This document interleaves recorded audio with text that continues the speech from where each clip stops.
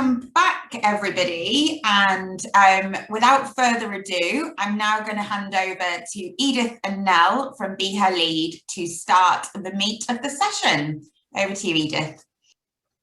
Hi, everyone. That was such a great way to start the session. And actually, in my breakout room, then someone brought up how their organisation was particularly worried about boys not engaging, and obviously this session is really focused on teenage girls, and I think that really encapsulates what I want to get across in this, that we're not sort of trying to make simplistic, really binary statements about gender at all.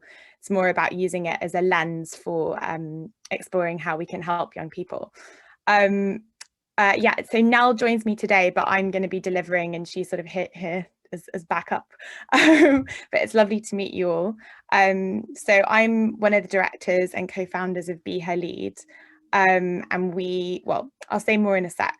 I'll share my screen now. Here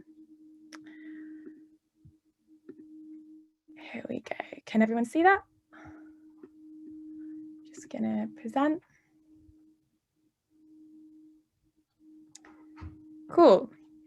So we empower women in teaching to build resilience, foster well-being, and raise the aspirations of girls in their school. That's our mission. We've been going for 2 years, and this is how we do it. This is our approach. We run a training program for really passionate women in teaching, women who are passionate about feminism and supporting young people's well-being. And we train them to run a series of workshops for girls that they identify in their school as having low well-being and low confidence.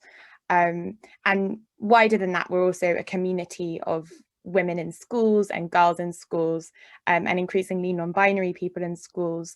And we try and connect these schools and girls to inspiring women in lots of different careers. And we also run events like our recent conference, which was in March, which dealt with a range of issues related to gender and education. I was going to play you our video, actually, just to give you a bit of a sense of what we do. And also, because this video was filmed pre-COVID, pre-lockdown, it also gives a bit of context for our work before COVID, as I'm talking about the impact of COVID on our work, if that makes sense. Cool. So, role model. Girls in our country are really facing a crisis of well-being and mental health. We know that female role models have a really tangible impact on the life chances of young women, and we feel like there's a whole generation of feminist teachers in schools who aren't being utilised, and we want to be able to empower those women in schools to support the next generation of young women. I was a Spanish teacher, and what I noticed massively about the girls who had the least confidence was that their writing was outstanding and they just were not using their voices. They had all of these opinions, they had all these amazing things to say, but they were not physically using their voices. And I think it's just the idea of being heard is terrifying for a lot of these girls. We did quite a lot of research in school, and we realised that there were a lot of common trends coming up of girls that needed quite a lot of help. There's a lot of pressure on girls to look a certain way and act a certain way and be seen a certain way, and then that detracts from what they should be doing, which is getting the best education that they possibly can. We empower the teachers to go away, think about their group of girls, think about what those problems are, and then address them, and then we train them to do that. Those teachers are already there in the schools. They know what's going to impact the girls. I would recommend the programme to other teachers in schools. It's not labour intensive. The resources that Be Her Lead provides are really extensive. The most stressful thing for me was remembering to go to Tesco's to buy the snacks. Soon it just became the best time of our week, because the girls would just take on the subjects and they would start to support each other, and it just, I think it really showed us the benefits of having a healthy community and a support network. It's something that required a bit of bravery in the beginning, but I would recommend it for anyone, no matter at what stage in your teaching career you're at, to definitely take it on board and go for it, and just realise that you can have an impact in more ways that extend beyond the curriculum, not just in what you're teaching. I've made friends with people that I wouldn't have spoke to, and people that came from like all different walks of life. I feel like it helps young women have their voice and have their say. It's been special because it's more of a safe space. It's open, it's comfortable, and it's informal, so girls can freely say what they want to say and express their feelings without being judged. It really makes you want to stay in teaching. Be Her Leads helped me practice those skills as well and helped me grow my own confidence. The most important thing about Be Her Lead is that we're empowering women to then empower girls. If you want to join the programme, you can sign up on our website or you can email us directly at hello@beherlead.com. Okay, cool. Girls in our country are really facing a crisis of well-being. Great, cool. So that's a bit about what we do. But then in this session, we're obviously thinking about the impact of COVID-19 and how that is intersected with gender. So the goals for this session are that I want to explore the gendered impact of COVID-19, which is super complicated. And I want to try and do this in a way that acknowledges that from an intersectional lens and bringing together not just relevant research, but also personal experiences and testimonials from our programme. And then also apply it to the work that you guys are doing with young people.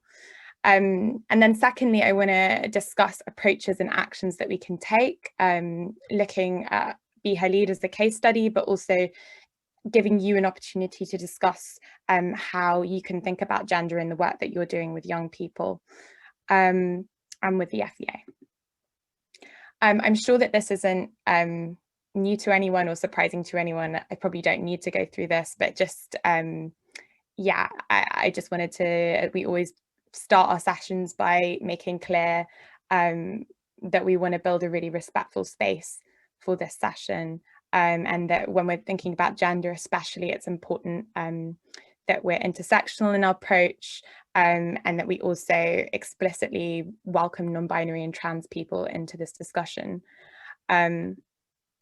Yeah, and this is, again, just kind of modelling what we would do in a Be Her Lead session. But again, when we're going into breakouts, and I encourage you to use the chat to contribute or come off mute at some points, it's important that we all respect each other. I included this not because I don't think you would, but more to kind of show the kind of environment that we try and foster within these little groups of girls and women in schools. Okay, so first of all, thinking about the problem, so thinking about what's been going on in the minds of teenage girls over the past year.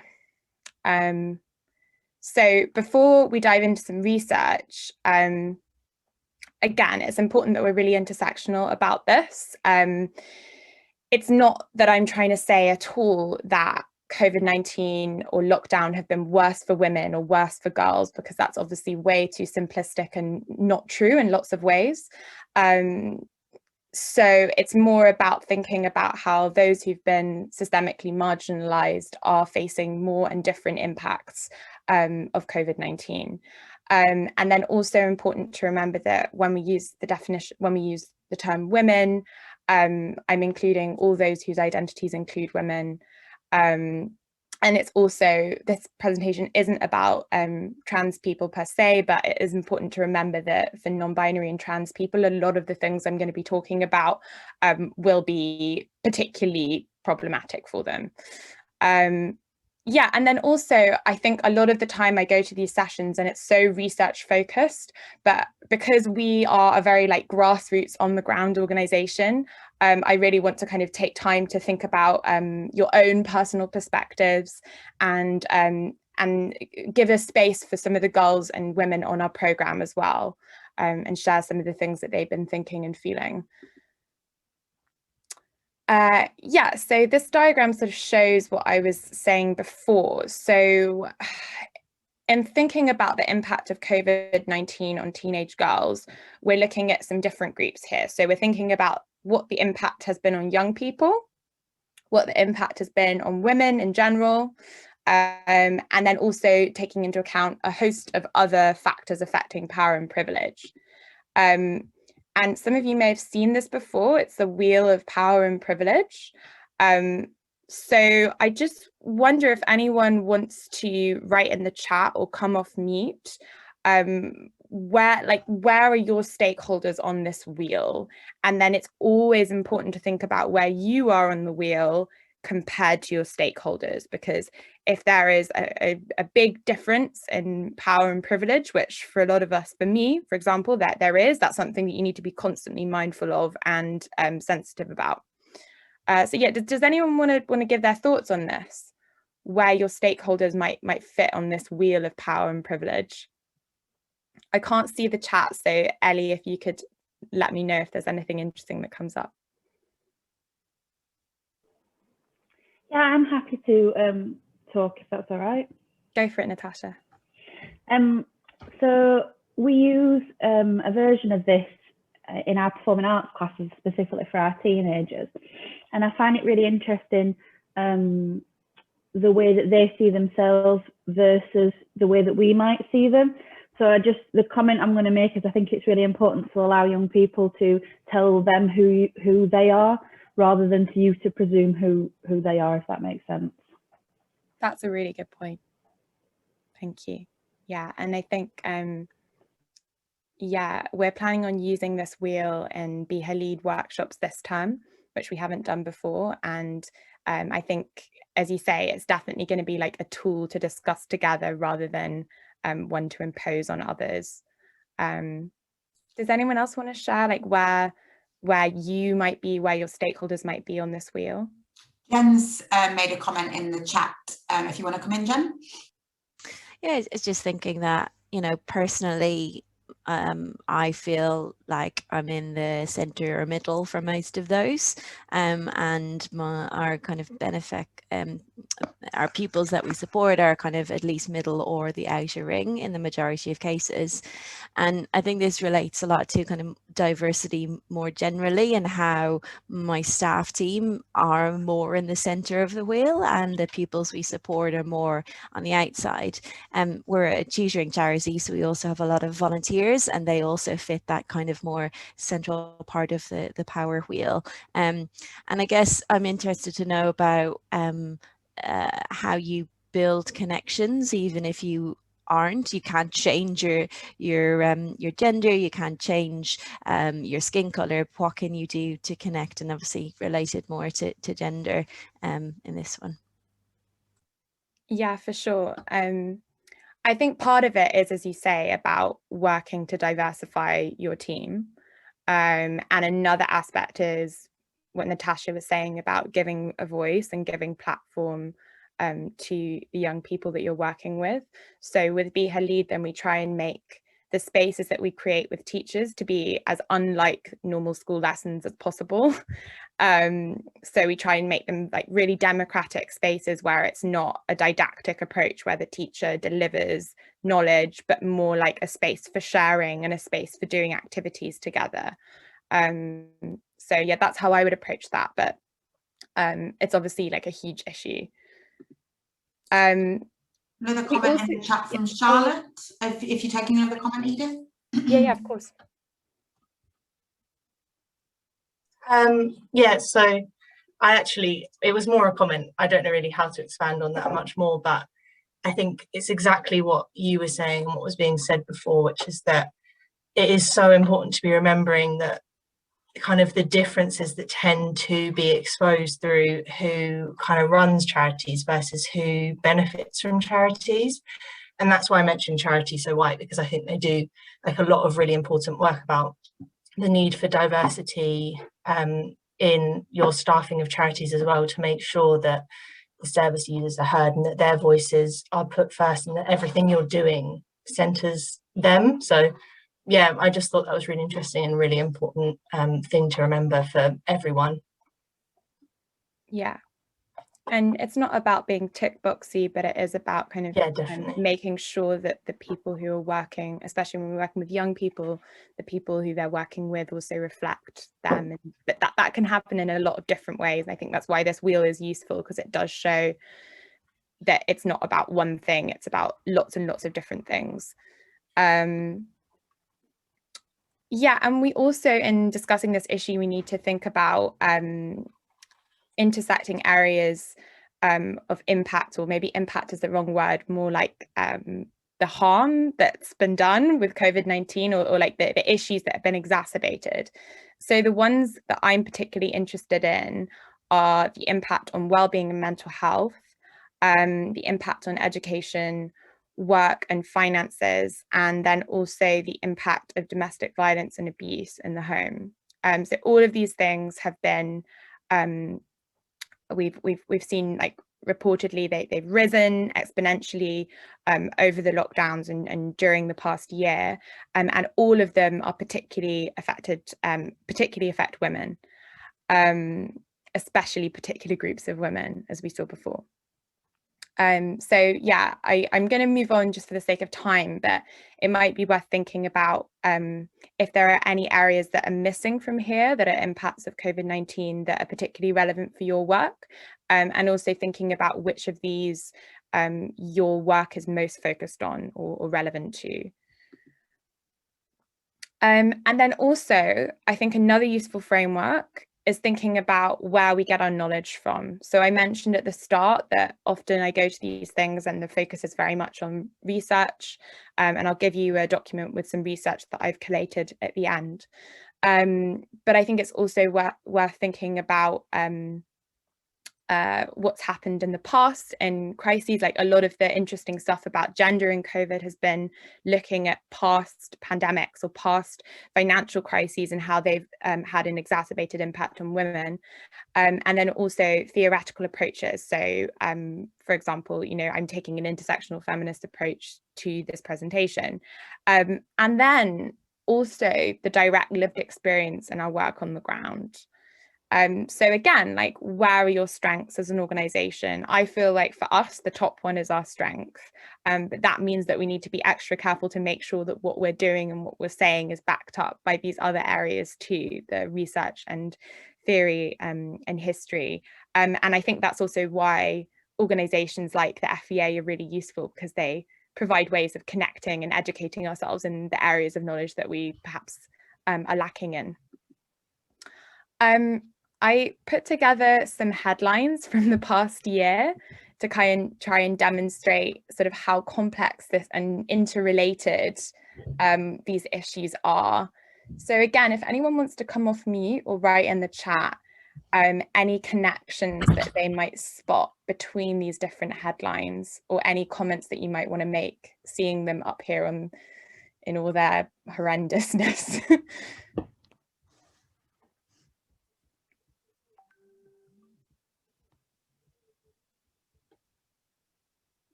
Or if there's anything that's particularly surprising. Yeah, well, one thing that kind of I've seen elsewhere is both the young people and the LGBTQ+ people. Another charity I volunteer with has done research into LGBTQ+ people's experience in the pandemic, and kind of seen that possibly part of the reason why their experience has been much worse is because they rely much more heavily on friendship connections, and their friends, and they're more likely to take difficult issues to friendship and their social network, and they've been much more cut with that compared with straight cishet young people who are more likely to go to their family, and also kind of, if you're older then and you've moved out, you're more likely to be living with somebody who you might feel like you can kind of connect with in that way. So, and looking at these here, you could possibly, there's also been research that women are will rely more on their friends than men, who will rely more on their partner or family. So possibly that's a link between most of these groups. Yeah, for sure. And I think that for us as an organization, it's particularly interesting to look at the impact on adult women, and then overlap that with the impact on young people, because you'll have all read lots about how women have taken on the burden of domestic labor, how rates of domestic abuse are on the rise, and alongside that, the group that's been it's complicated, but one of the groups that's been hit hardest by joblessness and unemployment has been young women. So we're working with teenage girls, and some of them might be experiencing those issues already through their parents, or because they live in households where there is abuse. But then they also will be anticipating this. So already we're seeing that, like, in the past few years, young people have become increasingly frightened about their future. And COVID will just have exacerbated that. And they're also right to be scared, right? Because, you know, the stats are showing that they're growing up into quite a frightening world. And then that leads quite nicely into thinking about some personal perspectives. So in the first lockdown, and then also in the most recent one, we produced some zines, and we used these as a way of kind of exploring girls and also female teachers' experiences of the pandemic from a really personal perspective. So does anyone want to say anything about these two images, which are both from Be Her Lead girls? Like, what do they say to you about these girls' experiences of the pandemic?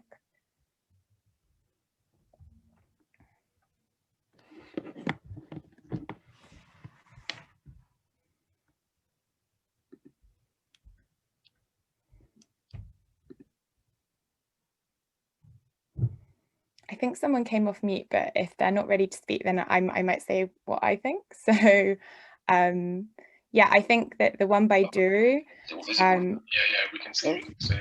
Sick. So yeah, I hope everyone's well. Sun's shining down south. I don't know what it's saying up north. Is it saying up north to me?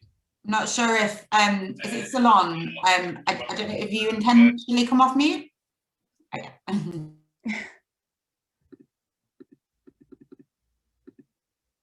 I'm not sure. I'm going to carry on talking anyway. Yeah, so the one with Duru, I think that it's a really like powerful image, and I think she was only in year 8, and I think it says a lot about the kind of confusion of the pandemic, and also uncertainty about her identity, with the like cloud obscuring her face, and then there's the phone which is kind of hanging off her armless body. And maybe that says something about a loss of control, or a feeling like the phone is both a way of getting control, but also kind of part of the confusion. Does anyone want to say anything about the other image? Yeah, sorry, I'd put in the chat that made me think of the Scream Mask, the famous Scream Mask painting, and the fact that the hands are covering the mouth could be like, it changes the possibilities of the emotion that's behind it. So because we can just see the eyes, and I'm thinking now to how we've been on screen the whole time and we've not been able to see the full expressions on people's faces and within the bodies. So how some of that emotion can be hidden and not fully seen. Totally. And so that girl, Amelie, she was 15 when she did this. And I think it's really powerful because we had some other entries for the zine that were like self-portraits wearing masks, and this one is a little bit like that. It's referencing the kind of anonymity that the mask gives, but also at the same time this like sense of like fear or horror or dread. Yeah,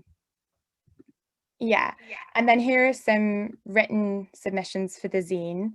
I'm going to maybe focus on the lyrics for Lockdown. So yeah, does anyone want to say anything about how the lyrics, what they tell us about what's going on inside some teenage girls' minds at this time? It strikes me, it reminds me of something that a young person said on one of our sessions yesterday. He said really powerfully that the pandemic hasn't affected inequality, it's just shown that it was already there. And I think that end line there, but we've been stuck for years, stuck inside ourselves, I think is just really poignant in that these feelings, and even that picture with the hands over the mouth is almost like that feeling of it's so frustrating that all those headlines are coming up now saying like the pandemic has created this, and you know, women are more likely to be affected by COVID, people of color, etc. But actually that feeling of exasperation that these things were already there, anyway. And then the flip of that, I think, is the opportunity. Like, it is frustrating that it's only been seen now, but also COVID shining this spotlight on that Lanray said yesterday means that we can now get it out in the open and do something about it. So yeah, I think that poem really encapsulates that for me. I definitely agree. Thanks, Sam. I'm definitely running short on time, so I was going to get you all to do this, but maybe you can do it later. We got some girls in our program to draw the inside of their heads over lockdown, the last one. And I think that this is a useful activity to do, whether you do it with your stakeholders, if you work directly with young people, or even with your own heads. And some really interesting things came up. So am I pretty? TikTok, phone, am I smart? Like, lots of questioning and like self-doubt. And then we've also got couldn't stand up for myself. So she's thinking about how she was in the first lockdown. And then obsessed. So like phones are coming up a lot. So it's almost like a lot of these girls imagine the inside of their heads as being very connected to the insides of their phones. Yeah, so then thinking about what we can do. This is a framework for how Be Her Lead has thought about what we do, bearing in mind the existing situation that we founded Be Her Lead to help be part of a jigsaw puzzle of a solution of. So for us, it's really important to think about the complex impact on marginalized women, also the impact on young people, their well-being, their education prospects and career prospects. And then also thinking about the existing crisis of well-being and systemic inequalities, which COVID has exacerbated. So let's just look at the time. I might actually skip this breakout and have one at the end instead. That's okay, Ellie, because I'm running short. And I'm going to move on to just kind of showing you how that has played out in Be Her Lead. So some of the key stats that have been helpful for us understanding the impact on our stakeholders. So here are some on women that I thought particularly stood out. So yeah, there's been a clear decline in mental health generally across the country and across the globe, but it has affected women more. And then the highest rates, as I said before, are among young women, but also disabled women and women in part-time employment. Yeah, and then this related to that is the way that women have been particularly affected by the economic fallout of COVID-19. So particularly worried about finances, particularly worried about jobs. Women are more likely to be in jobs that they've lost during COVID, and they're more likely to have been furloughed. And then also some key stats on the impact on young people. So yeah, like this is from this year's Youth Index. Like a lot of young people are feeling more anxious, report more anxiety. A lot of young people feel more fear about job prospects and their futures.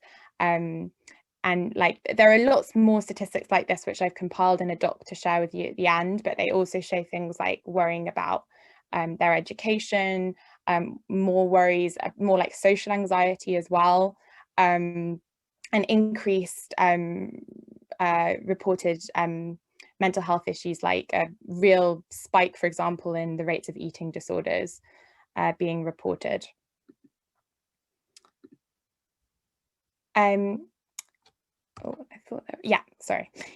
then a background for this is that, like, the reason that we started Be Her Lead in the first place is that we thought that there wasn't enough being done in schools to tackle gender inequality long term, but also there is a crisis. There has been a crisis over the past decade in young women's mental health, and something that frustrates me and Nell a lot is the fact that schools often ignore this crisis because it doesn't necessarily affect the output of the school, like the grades that students get, because often these are very high achieving girls.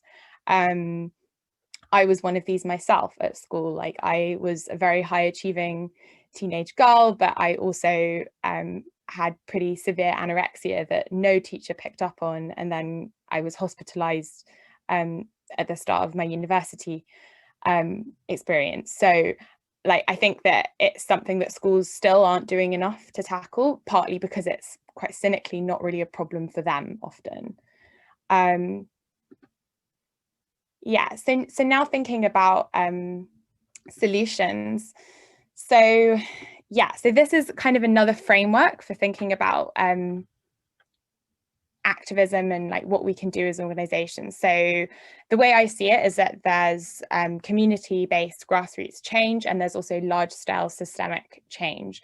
And when we think about gender, but also when we think about race and these other intersecting issues, I think that both of these need to be symbiotic. So the FEA contains so many different organizations that are doing both of this work in different ways. And I think that if we are, as Sam says, to really make the most of the new focus on these issues that COVID has brought about, then we need to be working together to connect and bridge these two ways of working. So we also do that, I believe, like within our organization, even though we're very, very small, there are kind of ways in which we bridge these two different ways of working. So we're very community-based, working in schools and placing the teachers and students at the center of what we do and their knowledge. And we're also all about creating a network of feminist teachers and providing a platform for discussions about gender in education. And we also are very keen on working within schools, like within existing structures, and kind of creating these small little communities that then can become platforms for talking about gender more widely in the school. So something that we encourage teachers to do is to use the programme as a kind of springboard for doing things like running campaigns for International Women's Day or period poverty campaigns within their school. So they're kind of like, the idea is that it starts small and grows outwards. But then also increasingly, we really want to play our part in larger scale systemic change, because I don't think anything will happen unless there is a big push for that. So that's why being part of these networks is so important for us. Delivering presentations like these is really important for us. And things like our zine, which are ways of kind of, yeah, giving a platform and giving a voice to teenage girls who are the people that we're trying to support. I think that's something that we can do that's powerful. Yeah, I'm just going to check the time. Yeah, okay. Yeah, so this is just some feedback from teachers on our programme. I think because in recent years there's been this big focus on boys under attainment, in particular working class boys, a lot of the teachers, the women in teaching that are attracted to our programme feel like there hasn't been a space for talking about the issues that particularly face girls, and have found Be Her Lead a really useful way of talking about that.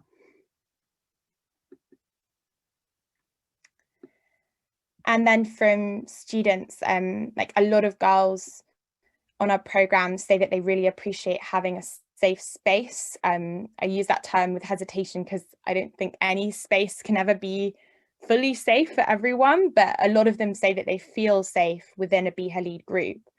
And I think that thinking about the impacts of COVID, I think the more spaces that we can give young people where they feel able to talk and process, talk about and process what's been happening to them over the past year, which is kind of just like still so hard to comprehend. I think that maybe that's a first step, which is really important.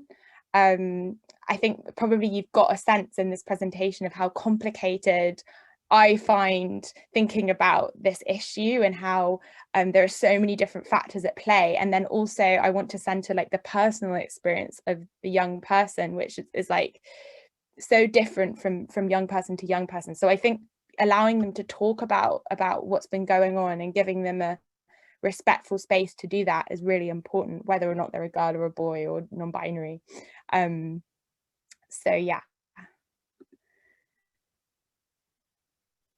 Yeah, and then I think the final quote here is something that I think is also key. So we also use Be Her Lead groups as a kind of way of encouraging girls to practice self-care together.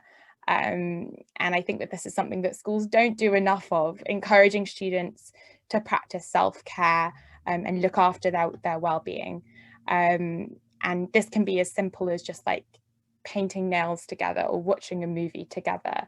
And I'm sure that lots of you agree that over the past year, we've had to really schools have had to really rethink what it is that they are and what their role is. And I think just for too long, it's just been a real panic about attainment above at the expense of all other things. And the past year has really shown that unless we do that kind of what is it, the hierarchy of needs, the Maslow's hierarchy of needs, like unless the safety and the well-being of the student is cared for, like none of that other stuff can happen.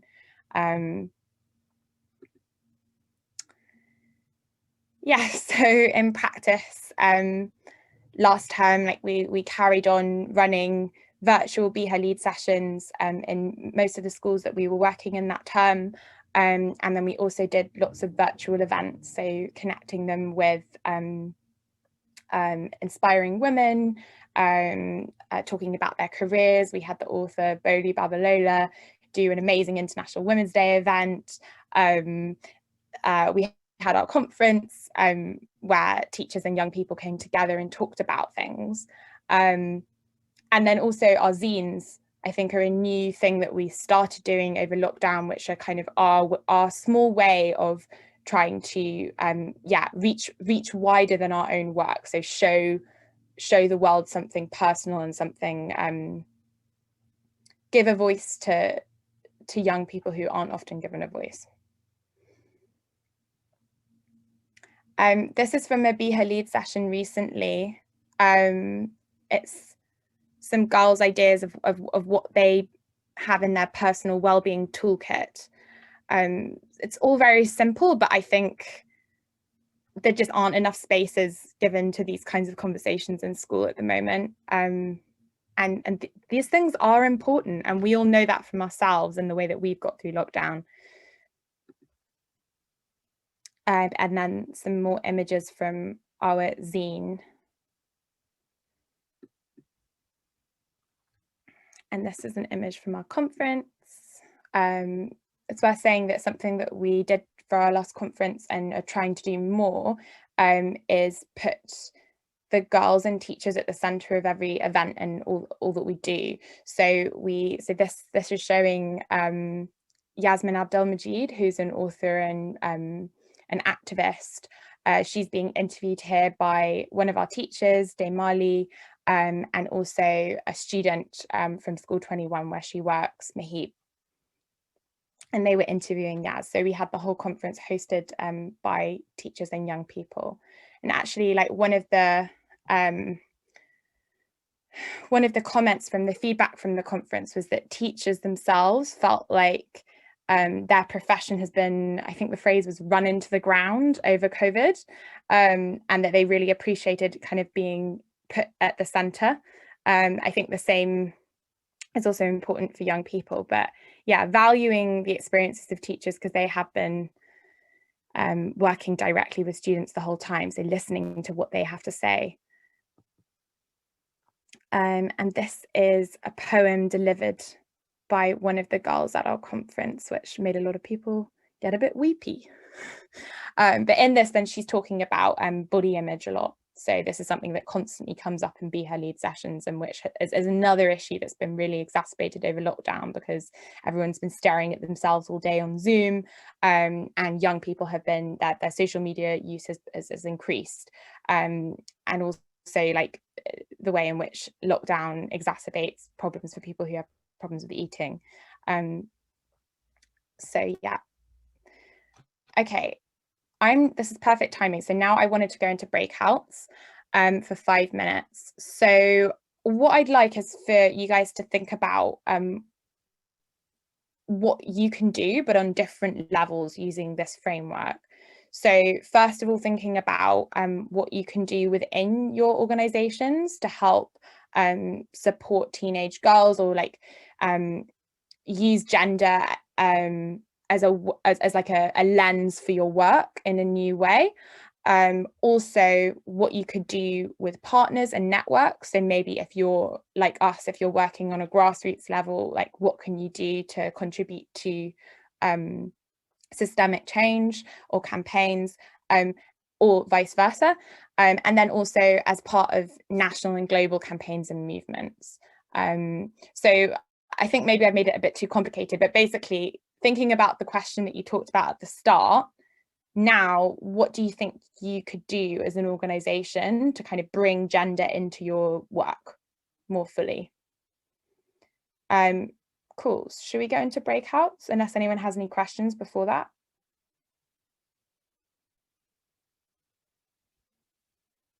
Okay, great. Let's go into breakouts then.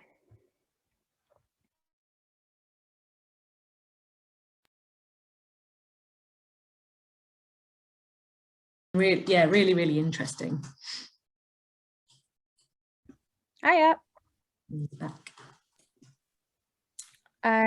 So yeah, I had a final slide, but I don't think there's much point going on to it, because all it really is me sharing this document which I made, and it's not like a kind of, you know, it's just what I use to research this presentation basically. So it's lots of different, maybe actually I will share screen and show it to you. We are running a little bit out of time, Edith, so I might have to. So if people can, so it's in the chat there, and people can have a look. And then is that your email address as well, Edith, for people to contact you? So I just thought I'd share my contact details in case anyone wants to, like I said, all this stuff about the importance of working together. So yeah, put them anywhere. Well, Edith, I personally want to say a huge thank you. We just had a mini breakout session in the main room with Katie. This has been my highlight so far of the festival. So really thank you. Absolutely so much food for thought and really well facilitated. So thank you to Edith, and thank you to Nell, and thank you to all of you for being such a great kind of conversation in the chat and participating in the breakouts, etc. So really great session. We're just going to do a quick poll to get your immediate feedback, if that's okay, which Ellie's just going to launch now. There's a couple of questions there for you to fill in. And then to just give you a flavour, we've got more sessions coming up today, coming up on the FEA's shared agenda, so our collective priorities, picking up on some of the themes of today about not just focusing on attainment, which will be really interesting. So big thank you. You can come off mute and give Edith and Nell a big round of applause for today's session, and if you can fill in the poll as well, that would be wonderful. So thank you so much, Edith. Thanks, Edith. Thank you. Thanks, Edith. Real pleasure. And then once you've done the poll, feel free to jump off, and we will see you hopefully at later sessions in the festival. Thank you so much, everybody.